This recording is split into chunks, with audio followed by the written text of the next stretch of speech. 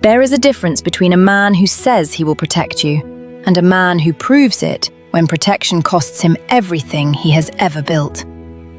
Words are easy. Words are free. Any man sitting in warmth and safety can promise you the world and mean it completely.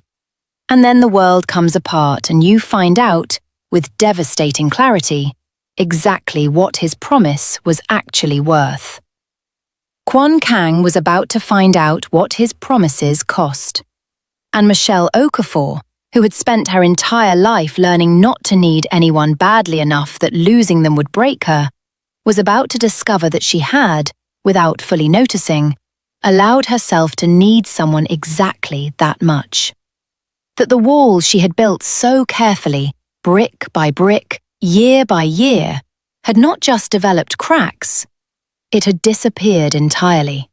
And she was standing exposed in the open air of loving someone, with her daughter beside her, and a man in the shadows who had decided that the most efficient way to destroy Kwon Kang was not to come for him at all. It was to come for the things that had made him human again. The photograph under the door was only the beginning. 3 days after Kang had moved them to his mother's residence, 3 days of relative quiet, of Mirabelle doing homework at Mireille's elegant dining table while the adults spoke in low voices, and Michelle held herself together through sheer will. Michelle's phone rang with a number she didn't recognize. She answered it because she answered everything now. She had learned in the past week that the things you don't pick up have a way of becoming the things you wished you had. The voice on the other end was male, calm, educated. The kind of calm that is not natural but practiced. The calm of someone who wants you to understand they are in control of this conversation. "Ms. Okafor," the voice said, "I want to be clear that I have no personal feeling about you. This is entirely structural. You are a variable that was introduced into a calculation, and I need you to understand what happens to calculations when an unexpected variable refuses to be removed." Her blood went cold. She kept her voice completely even. "Who is this?" "Someone who has been patient for a very long time," the voice said. "I'm calling as a courtesy, the kind of courtesy that won't be extended again." A pause that lasted exactly long enough to be intentional. "Take your daughter and go home, Ms. Okafor. Not your apartment. Home. Lagos. Take her and go, and I will have no reason to involve her in something she is too young to understand." She gripped the phone tighter.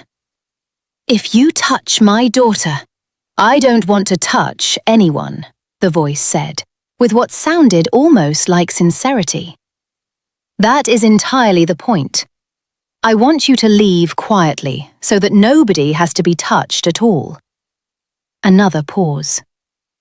"Ask Kwon Kang about Shin Byung-ho. Ask him what that name means for the people around him. And then make the decision that a good mother would make." The line went dead. Michelle stood in the hallway of Mireille's residence holding the phone against her chest, listening to the sound of Mirabelle laughing at something in the next room. Her pure, unbothered laugh. The laugh of a child who believes completely that she is safe, and felt something she had not felt in a very long time. Terror. Real, specific mother terror. The kind that is not about yourself at all. She didn't tell Kang about the call immediately. She told herself it was because she needed to think first. She told herself it was because she needed to be clear before she spoke. But the honest truth, the truth she admitted to herself at 3 in the morning, lying awake in the guest room while Mirabelle slept beside her, was that she was afraid of what his face would do when she told him. Afraid of confirming that the danger was as real and as personal as she already knew it was. Afraid that once she said the words out loud, the version of the world where this all worked out would start to feel less possible.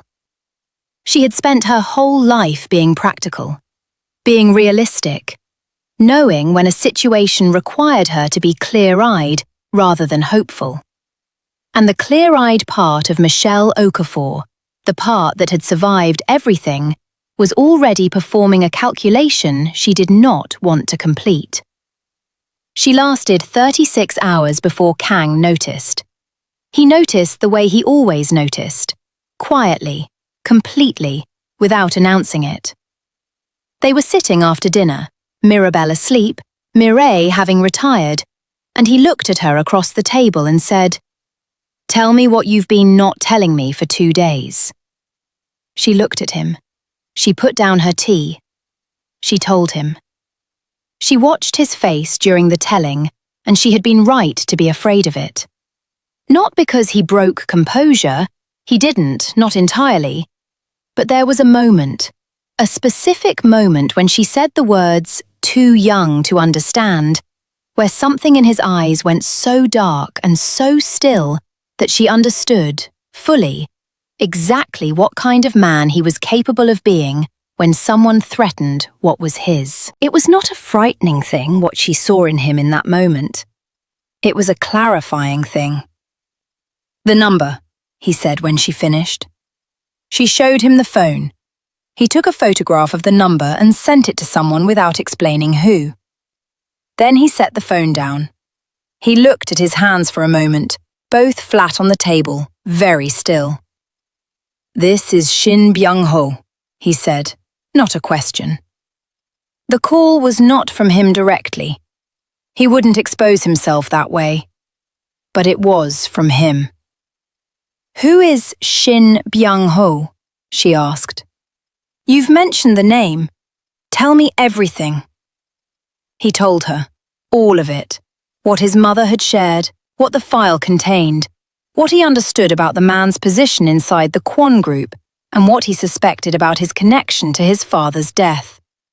He told her the way he told her things now, completely, without softening, because she had asked him once for honesty, and he had decided it was the only thing he would never withhold from her. When he finished, the kitchen was quiet. "He's been inside your organization for 19 years, she said. "Yes." "And he is the one who actually—" She stopped. "Your father?" "I believe so. I cannot yet prove it." She looked at him steadily.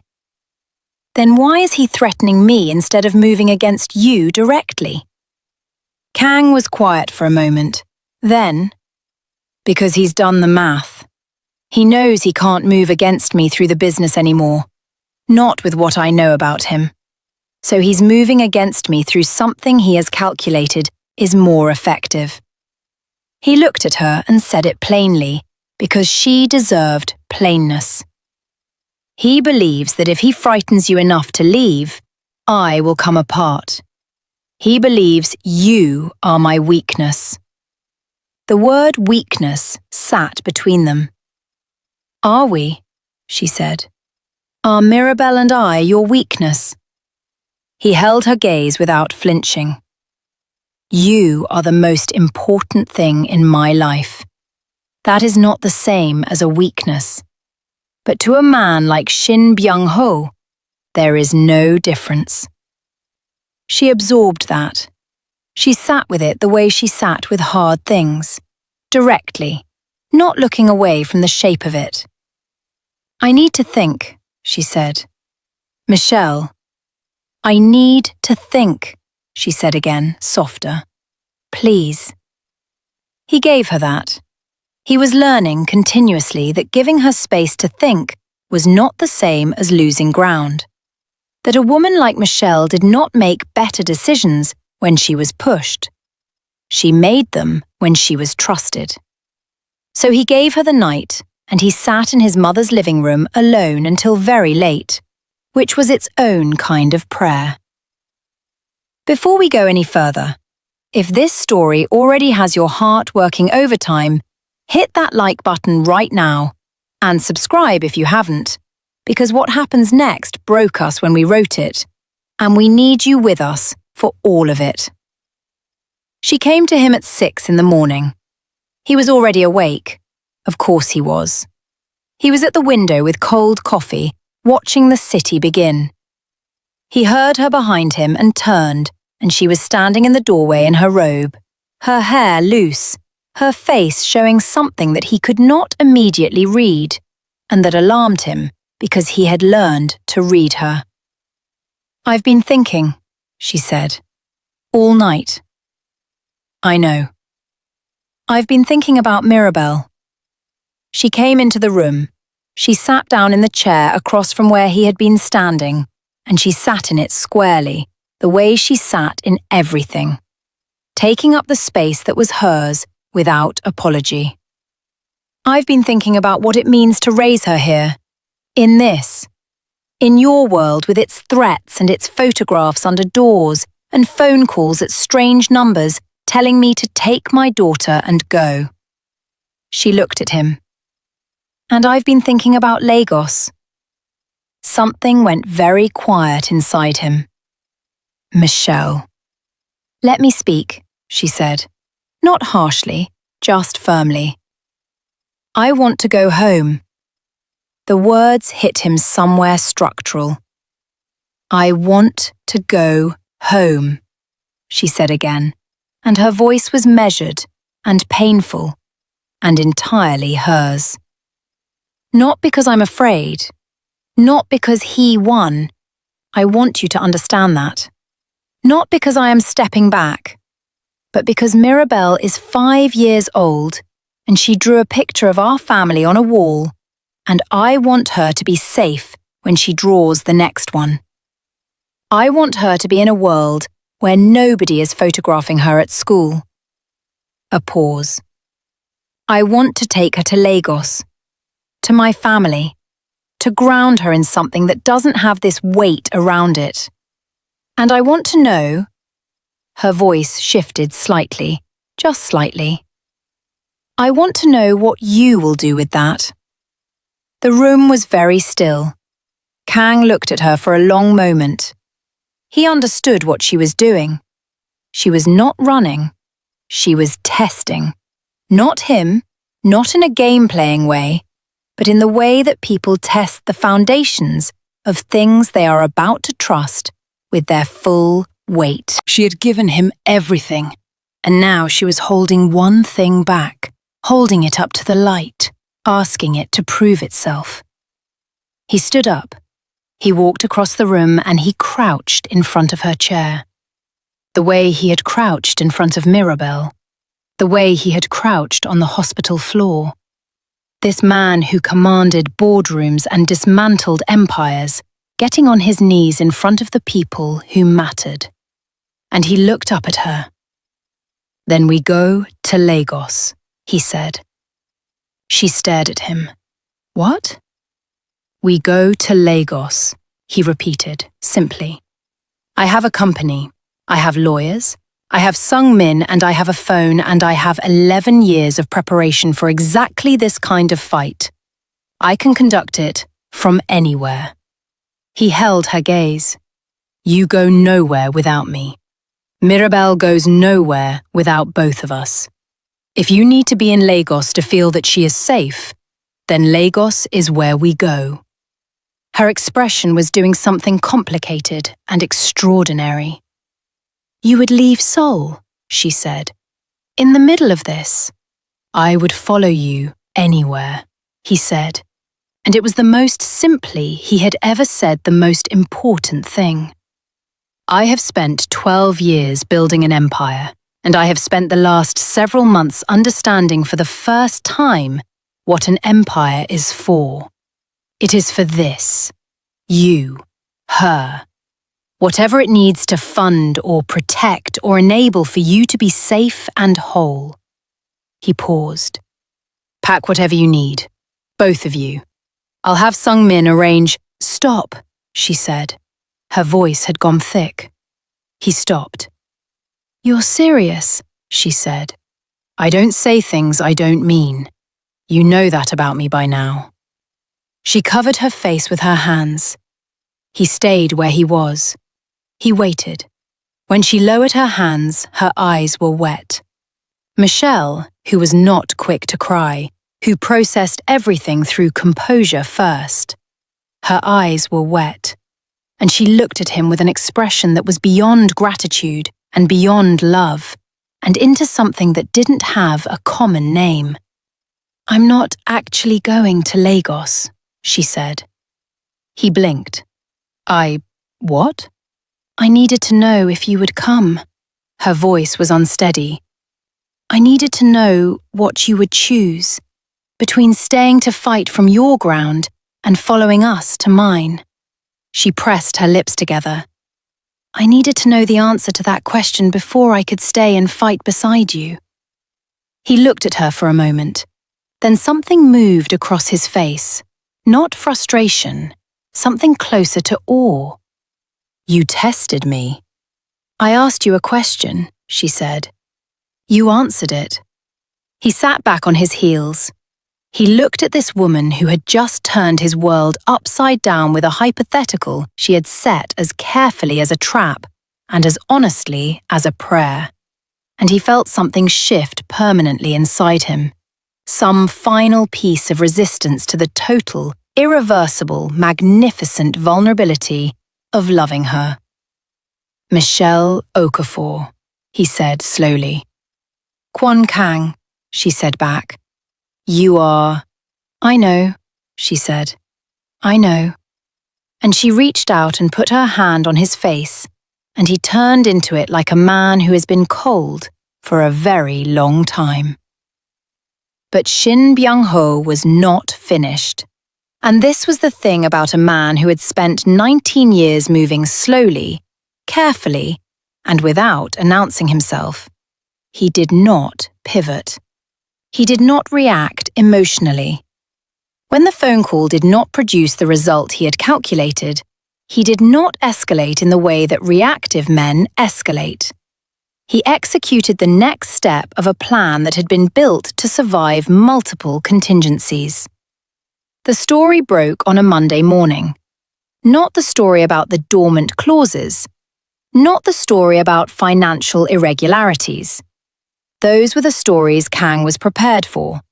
The ones he had documentation to counter. The ones that lived in the world of business journalism where they could be managed. This story was different. This story was in the tabloids. 3 of them simultaneously, which told Kang immediately that it had been coordinated and paid for carefully. The headline varied slightly across the 3 publications, but the core claim was identical. That Kwon Kang had fathered a child with a foreign national. A child whose legal status in Korea was irregular. Whose mother had an incomplete immigration history. Whose presence in the chairman's life was being used to manipulate his business decisions and compromise the integrity of the Kwon Group's governance. It named Mirabelle. It used her age. It used her school. It did not publish her photograph. That line had not been crossed. But it came close enough that the threat of it was unmistakable. Kang found out at 7 in the morning. He read all 3 articles standing in his mother's kitchen. His face during the reading was the face of a man experiencing something beyond anger, beyond strategy. Something personal and searing that he was managing with everything he had. He did not tell Michelle immediately. He had 20 minutes where he knew and she didn't. And he used those 20 minutes to call his attorney and his communications director, and Sung Min. And in those 20 minutes he made decisions that were the kind of decisions you make when you have stopped calculating what you can afford to lose and started acting from the place underneath calculation, where the actual truth of you lives. Then Michelle walked into the kitchen with her phone already in her hand and her face already showing that she had seen it. And those 20 minutes were over. They looked at each other across the kitchen. "They used her name," Michelle said. Her voice was the quietest he had ever heard it, which was more frightening than if she had shouted. "Yes," They used her school. Yes. Does she know? Not yet. She's still asleep. Michelle set her phone face down on the counter. She put both hands flat beside it. She stood there for a moment with her head slightly bowed and her shoulders moving with one long, slow, controlled breath. And then she raised her head and looked at him with an expression that he would carry for the rest of his life. Not broken, not afraid. Something forged, the expression of a woman being tested at the level of her deepest self and choosing, fully and finally, to meet it standing up. "Tell me what you need me to do," she said. "Are you feeling this right now? Please hit that like button. Subscribe. And we need to know, where in the world are you watching this? Comment your country or your city below. Whether you're in Lagos, London, Accra, Toronto, Seoul, Johannesburg, New York, Dubai, or anywhere else on this earth, tell us where you are. We want to see this community. Every comment matters. Every name, every city. Drop it below right now. What Kang needed her to do was the thing she had been building toward her entire life without knowing it. He needed her to stand beside him publicly. Not as a footnote to his story, not as the woman in his personal life while he handled the professional consequences. He needed her to stand with him in the middle of it, because the story Shin Byung-ho had planted was built on the assumption that Michelle would retreat. That a single mother, a foreign national, a woman with an incomplete immigration history, would look at 3 tabloid stories using her daughter's name and do the rational, self-protective thing: disappear, deny, step back, give the narrative room to run. If she did that, the story lived. If she stepped back, everything Shin Byung-ho had built it to accomplish would follow. The questions about the chairman's judgment, the governance concerns, the boardroom anxiety that was the actual goal of the whole exercise. Kang understood this. He had understood it within 5 minutes of reading the articles. But he had also understood something else. Something that made the strategy both brilliant and, ultimately, catastrophically miscalculated. Shin Byung-ho had spent 19 years studying Kwon Kang. He knew every dimension of the man that had existed before that cold Seoul sidewalk. He had run his calculations on the chairman he understood, the armoured one, the isolated one, the one who had no one he could not afford to lose. He had no data on the man that Michelle had made him into. At 10 o'clock that morning, Kwon Kang posted something from his personal account. Not the corporate account, not through a PR statement or a communications director.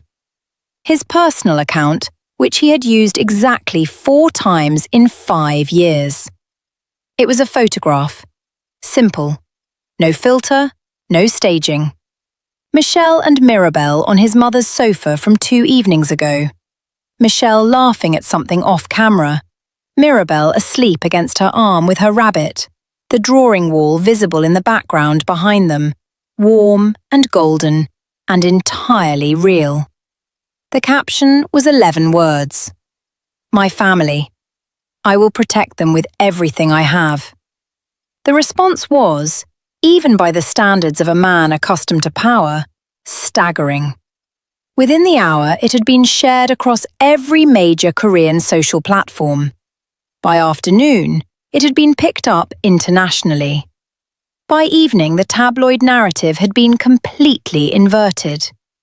Not by aggressive PR management, not by legal threats, but by the simple, devastatingly human weight of a photograph of a woman laughing and a child sleeping, and a man saying, "This is mine, and I am not ashamed, and I am not afraid, and I am not moving."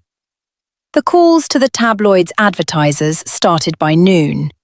not at Kang's direction, by the public. The editorial boards of all 3 publications had issued corrections and apologies before the business day ended.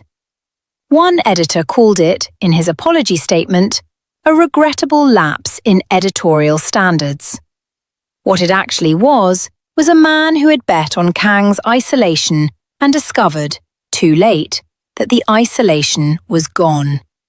But the story, the real story, the one that was actually dangerous, that was still coming. Sung-min brought the new information at 11 that night. He sat across from Kang with the expression he wore when what he was carrying was heavy, and he laid out what his people had found. The dormant clauses in the subsidiary agreements. They were not the whole weapon. They were the visible part, the part designed to be found, designed to occupy Kang's attention and his attorney's attention, while the actual mechanism operated beneath it. The actual mechanism was a single document, a letter of intent dated 2021 that bore Kang's electronic signature on a resolution that, if activated, would transfer operational control of the Kwon Group's 3 primary holding structures to an independent trustee. A trustee whose appointment had been structured years earlier and whose identity traced through 3 layers of corporate separation back to a nominee who reported to Shin Byung-ho. The electronic signature had been obtained through a routine corporate resolution that Kang had approved in 2021 during a period when he was managing 3 simultaneous crises and had signed 73 documents in a 2-week period. It had been buried in that volume deliberately. The resolution it had been attached to appeared on its face to be an entirely routine governance update. The poisoned clause was 2 paragraphs from the end, written in the specific language of legal architecture that only a man like Shin Byung-ho could construct. Visible if you were looking for it, invisible if you weren't. Kang read the document. He read it twice. He set it down. If he files this, he said. A court challenge could take 18 months, Sung-min said, during which time the trustee would have operational authority. He wouldn't exercise it during litigation, Kang said, thinking aloud. Too visible. He'd use the 18 months to restructure quietly. By the time a court ruled, the assets would be distributed in ways that would take years to unravel. Sung-min said nothing. He didn't need to. Kang sat in the quiet for a long moment. He thought about everything that had brought him to this room. His father, the fishing trips, the cedar and leather smell. 12 years of building something in a dead man's name without knowing what was eating it from the inside. And then a sidewalk, and a small hand, and a question, and a woman who had made him understand, for the first time, that building things was only worth doing if you knew why you were building them. He looked up at Sung-min. Get me the original paper filing from 2021, the physical signature log, and get me the IT records of the document management system for that 2-week period. Sung-min raised an eyebrow very slightly. I think a man who has been this careful for this long made one mistake, Kang said. He needed my signature, and he got it through volume and timing. But to insert that clause into the document after my approval of the base resolution, he needed system access. And system access leaves records. He paused. Find me the record. Sung-min stood up. It'll take the night. Then take the night, Kang said. I'll be here. He was still awake at 2 in the morning when Michelle found him. She had woken up and found the other side of the room empty and followed the light. She stood in the doorway of his mother's study in her sweater and her reading glasses, and she looked at him.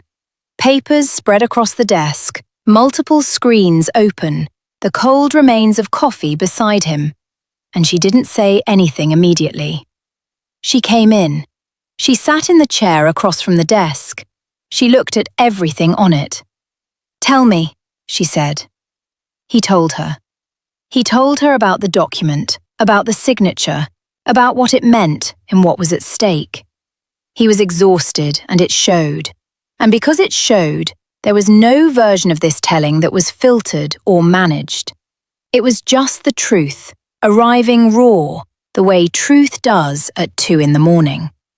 When he finished, she was quiet for a moment. Then she took off her glasses and leaned forward and said, "Can I look at the document?" He turned the screen to face her. She read it slowly. He watched her read it, the way her eyes moved, precise and careful, the way she went back twice to specific paragraphs. She had told him once that she was good at her job and that people forgot that. He had believed her then. He believed her more specifically now. "This clause," she said, pointing at the screen, "the language in this clause." "What about it?"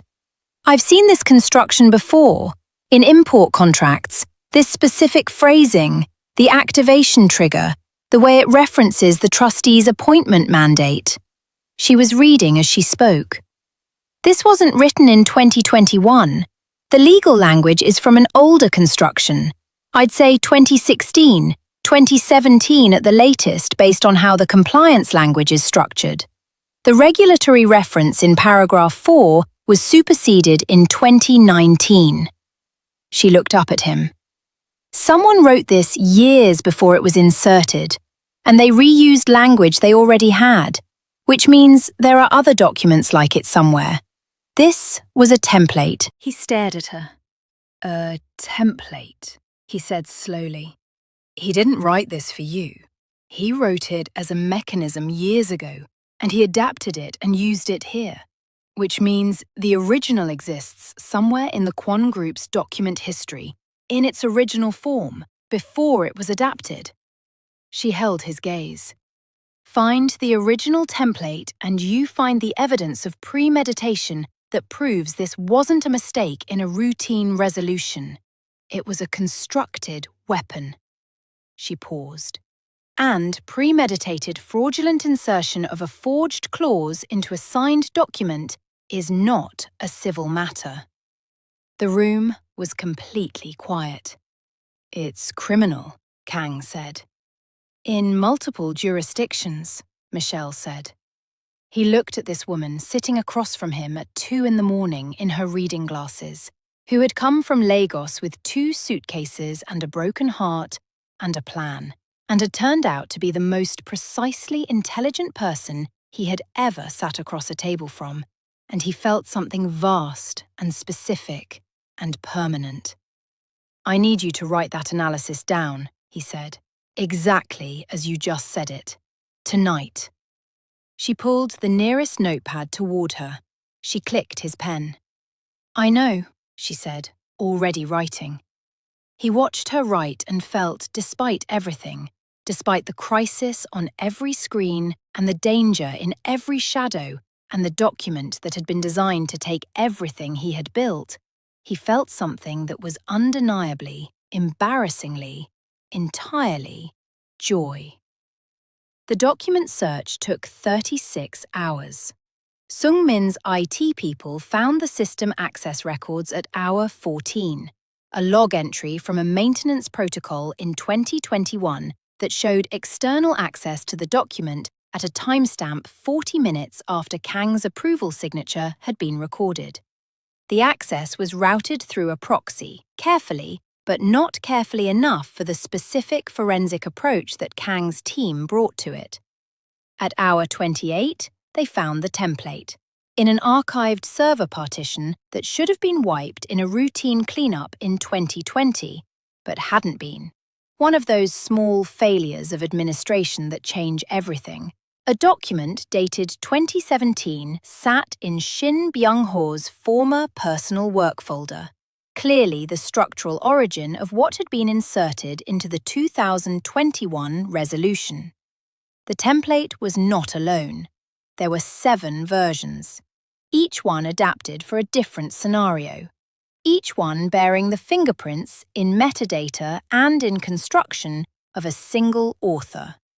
A man who had spent 19 years building a legal machine designed to steal an empire from a son who didn't know his father had already been killed for it. Kang's attorney delivered the full forensic package to the Financial Crimes Division of the Seoul Prosecutor's Office on a Wednesday morning, accompanied by Mirai's witness statement, the financial chain that Michelle had traced, and the system access records that proved document tampering beyond the standard of reasonable doubt. Shin Byung-ho was taken into custody by Wednesday afternoon. He was not taken from his office, or from his car, or from any of the careful, controlled environments he had occupied for 19 years. He was taken from a restaurant where he was having lunch, a regular restaurant, a table he always took, a habit he had never broken because he had never believed, not truly, that this day would actually come. He walked past Sung-min on the way out, Sung-min who said nothing, who simply stood there, large and still, and watched the man who had helped kill his chairman's father being walked out of a building in handcuffs. Kang was not there. He was in the apartment in Mapo-gu, the real apartment, the home apartment, back in the third-floor walk-up because the elevator was working, and because they had decided, the previous evening, that staying away from home any longer was exactly what Shin Byung-ho would have wanted. He was sitting on the floor with Mirabelle. She was drawing. She had been drawing for an hour, and the production had been prolific. He was beside her, his long legs folded, his tie loosened, holding a yellow crayon when she needed it, and a blue crayon when she needed that, and occasionally being told that he was holding the crayon wrong, which was apparently a way that existed. Michelle came in from the kitchen. She leaned against the wall. She looked at Sung-min, who had appeared in the doorway behind her and given her the single nod that meant it was done. She looked at it land on his face, the news reaching him through the room, through Sung-min's expression, the confirmation of something that had been 12 years, and the last 2 weeks, and every year before that. She watched him process it. He was looking at the drawing in front of him, his hand holding the yellow crayon very still. Baba, said Mirabelle without looking up. Yellow. He passed her the yellow crayon. His hand was completely steady. Michelle crossed the room. She sat down on the floor beside him. Not across from him, beside him. Close, their arms touching. He turned his head and looked at her, and she looked back. And in that look was everything that didn't need to be said, and wouldn't be, because some things live below words. Is it over? She asked quietly. The immediate part, he said. The investigation will take time. There will be proceedings. It will not be entirely quiet. But she is safe, Michelle said. Mirabelle? She is safe, he said. The certainty in his voice was the kind that comes from a man who has personally removed every mechanism of danger and would build the removal all over again from the beginning if he needed to. You are safe. Mirabelle looked up from her drawing. She looked at her mother. She looked at Kang. She looked back at her drawing with the expression of someone confirming something they already knew. I'm drawing our house, she said. The new one, with the garden. They both looked at her. What new house? Michelle said. The one we're going to have, Mirabelle said patiently, as if this were obvious. With a garden, so I can have a dog. I already told Harmony about the dog, and she said maybe, which means yes. Kang turned slowly to look at Michelle. Michelle turned slowly to look at Kang. A garden, she said. Apparently, he said. And a dog. Harmony said maybe, which means yes, they said together. And then they were laughing, both of them, right there on the floor of the small apartment in Mapogu, while Mirabel continued drawing their future with absolute authority, her crayon moving across the paper with the certainty of someone who decided a long time ago how this story ended, and has simply been waiting for the adults to catch up. What came after was not a clean ending. Life rarely offers those, and this story was never about clean. It was about real. There were court proceedings that lasted months. There was press attention that came in waves, the first wave difficult, the later waves increasingly shaped by a public narrative that had fundamentally shifted the moment a photograph of a laughing woman and a sleeping child had landed in the world with 11 honest words beneath it. There were members of the Kwon family's extended circle who took time to come around, and some who never did. And Kang let those losses fall away from him with the equanimity of a man who has learnt to know the difference between people worth fighting for and positions not worth defending. The investigation into Kwon Sr.'s death became a formal criminal matter. It moved slowly, as justice moves. But it moved. For the first time in 12 years, it moved. Mireille sat with her son one evening when the case had been formally opened, and she told him things she had never said out loud. About the night.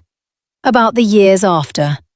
About carrying the weight of knowing something unprovable and watching her son build a life on a foundation that had been fractured underneath.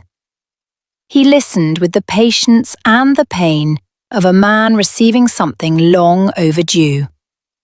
When she finished, he reached across and took her hand, and held it without speaking, which was the right response, and she knew it was the right response, and something between them that had been a closed door since the year of his father's death became quietly a window. Michelle brought Mirabel to Lagos for 3 weeks in the summer. Not to hide, not to escape.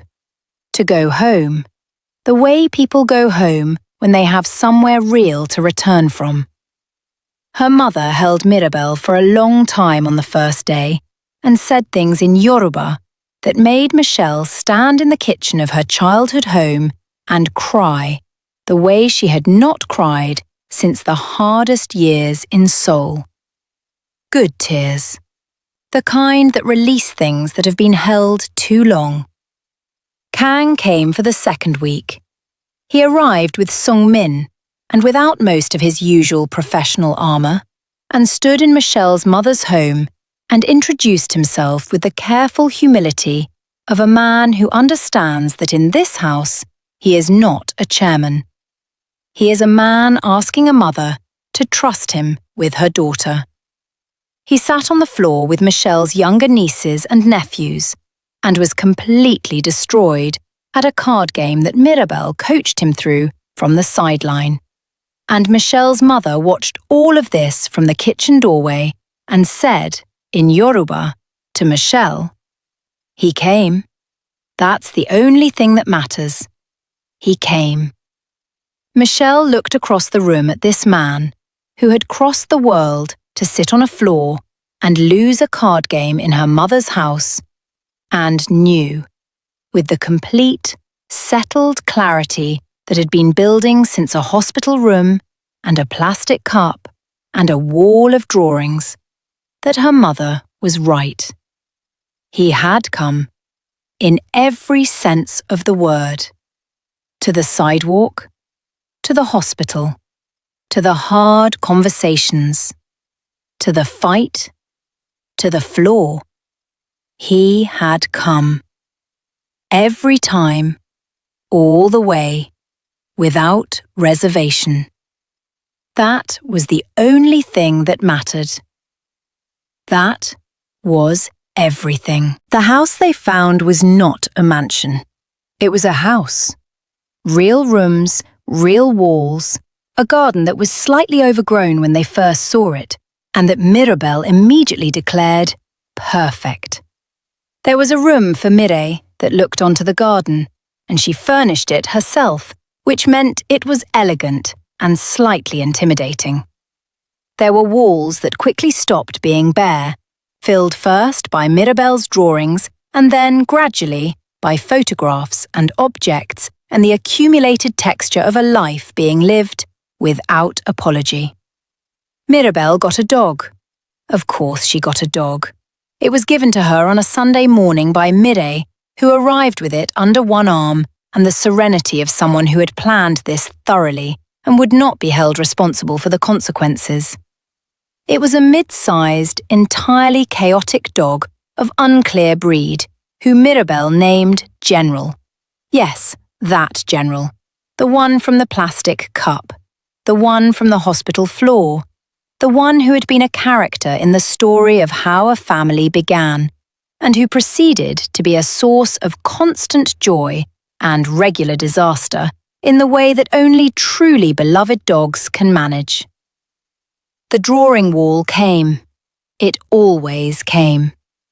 Hung in the new hallway by Mirabel's personal direction, its catalogue of crooked-lettered titles growing with her, new drawings added as she grew older, her artistic style evolving, her handwriting improving, her sense of their family expanding to include Halmoni and General, and eventually the new people who had come into their world, and be assessed and deemed worthy and welcomed into the gallery. In the centre of it, unmoved from where Mireille had placed it, the photograph. Kang and Michel and Mirabel, in autumn light, the city behind them, the child laughing with her head thrown back, the two adults looking at each other over her joy. No caption, no label, just the image, speaking entirely for itself, as some things do. And on an ordinary evening, the kind of evening that is the truest record of how a life is actually lived, Kang came home from a meeting and found the house warm. He stood in the doorway and heard Mirabel somewhere in the back arguing with General about something that the dog was clearly not taking seriously.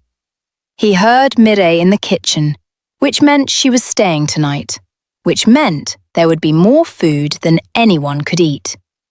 He heard music from upstairs, Michelle's music, the music she played when she was in a good mood, which had become the sound he associated most immediately with the word home. He set down his bag. He stood in the doorway of his own life and let it land on him the way it still sometimes did. The sheer specific weight of having this, of having chosen this, of having been chosen for this, by a woman who was nobody's consolation prize, and a child who had looked at an empty man on a cold sidewalk and decided with 5-year-old certainty that emptiness was not a permanent condition. He walked upstairs. He found Michelle at the window of their room, looking out at the garden in the early evening light, her coffee cup in both hands, her hair loose, her expression showing the face she wore when she was simply present in her own life, not managing anything, not carrying anything, just in it. She heard him come in and turned, and when she saw his face, she tilted her head with the smile she gave him when he was looking at her a particular way. "What?" she said. "Nothing," he said. "You're doing the thing." "What thing?" "The looking thing." He crossed the room. He took the coffee cup from her hands and set it down. He took her face in his hands, the way he had the night she said yes on the balcony, and she looked up at him with those eyes that had never once pretended to be anything other than completely, uncomplicatedly themselves. "I was thinking about a sidewalk," he said. Her expression softened. "Mirabel." "She grabbed my coat," he said. and asked me a question, and I have been answering it ever since. Michelle reached up and covered his hands with hers, her ring catching the evening light, and she said, "And? What's your answer?" He looked at her. He thought about cold pavement and a small, fearless hand and a question that had asked him to be human in a moment when he had forgotten he was. "Yes," he said. "Every day. Still, yes." She rose onto her toes and kissed him. Not dramatically, not as a scene-ending gesture, but the way people kiss when they are inside a life they have chosen completely. Warm and unhurried and real. Downstairs, General barked. Mirabel told him firmly to be quiet. Mireille's voice carried from the kitchen, issuing a calm instruction that both child and dog ignored entirely. The house was full of the sound of itself. Outside, Seoul went on being Seoul. Enormous and brilliant and indifferent. Full of sidewalks and strangers and cold evenings, and the million accidental moments that become, without warning, the rest of your life. Somewhere on a sidewalk like the one where it had all begun, someone was walking alone. Someone was carrying something too heavy. Someone was one small act of fearlessness away from the life they had given up believing in. And somewhere, perhaps, a child was looking up at a stranger with round, certain eyes, ready to ask the question that changes everything. And that, my loves, that is where we leave them. Not perfectly, not cleanly, but completely. In a house full of noise, and a wall full of drawings, and a life that was built out of 2 suitcases and a broken heart, and the most important question a 5-year-old ever asked a man on a cold Seoul street. If this story has lived in you, if you have felt every single moment of this journey, then right now, before you do anything else, please like this video. Hit that button right now. Let the world know that this kind of story matters, that love across worlds matters, that the stories we tell about who deserves to be loved and protected and chosen, those stories matter. Subscribe if you are not already one of us, because we have more stories coming. More love that refuses to be convenient. More characters who are going to make you feel things you thought you were too busy to feel. Share this with someone. You know who. That person in your life who needs to be reminded that the walls they built to survive can come down when the right person asks. And please, drop a comment right now. Tell us where in the world you are watching this from. Lagos? London? Atlanta? Accra? Seoul? Toronto? Johannesburg? Dubai? Kingston? Tell us. Every single comment, every city, every country. We read them all, and we treasure every one. Tell us which moment in this story undid you. Was it Mirabel on the sidewalk? Was it the kitchen table at 2 in the morning? Was it Kang following them to Lagos without a second thought? Was it the photograph, 11 words, my family? Tell us. This has been the story of Kwon Kang, Michelle Okafor, and a girl named Mirabel, who looked at the loneliest, powerful man in Seoul and simply refused to leave him that way. Thank you for watching. Thank you for feeling. Thank you for being here. We will see you in the next story.